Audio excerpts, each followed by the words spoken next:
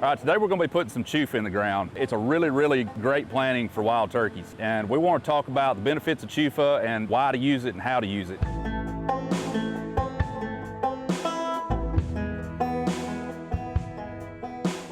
Chufa can be planted several ways. Traditionally, we would just be working up the ground with a disc or a tiller, broadcasting the seed, and then use something to cover that seed back up, whether it be lightly disking back over the top of it or using some type of a drag that would help drag that seed in an inch to an inch and a half deep. A cultipacker is always a good idea to bring back over the top. That just helps kind of press that airspace out and help moisture travel through the soil like it did before you worked it up. Today we're using a no-till drill because we had one available, and it's been really wet here, so it kept us from having to come in here and work the plot up when the dirt was too muddy and create a compaction problem. So several ways you can plant chufa, but it is a large seed. The biggest thing is making sure you get it covered at least an inch to an inch and a half deep.